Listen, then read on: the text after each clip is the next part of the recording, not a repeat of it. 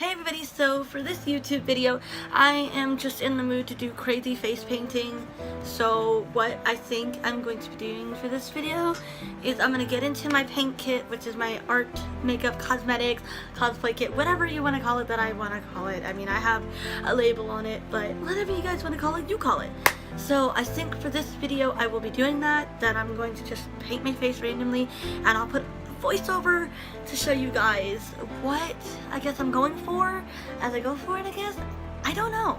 And so that this doesn't ramble on too much longer, I hope you drop the likes and the thumbs on the video and are ready for a fantastic one, because I know I'm ready.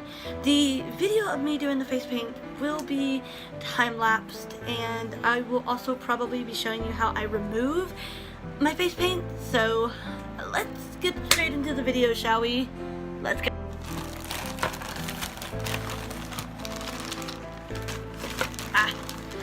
Pretty much what I'll be using for this, guys, is the horror, vampire, and scary tales kit. They all came from Walmart. If you want to know, you can get them around Halloween, and I'll tell you each product as I use it. Okay, to start out, I'm going to get in the kit and grab the vampire stack. I mostly use this, and I'm going to start out with this purplish brown tone to cover my eyes. I want to do this to give them like a shadowy look and make it look like I haven't slept.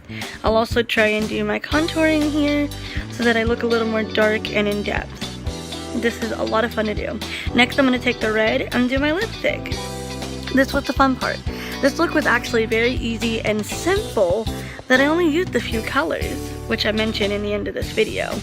Now, I'm going to go in with, hold on, where did I put that?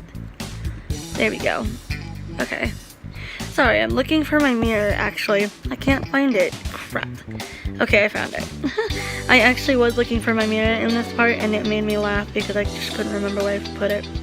So now, I'm going to take a little, kind of like Q-tip brush, and I'm going to draw on with some red, switching between red and black, some fake cuts. And I put about one cut on the side of my face, and then once I'm done with that, I'm going to then move to my lips and put some blood running down and mix it with red and black, because the black stands for more deposition in the blood. I think you would call it more deposition.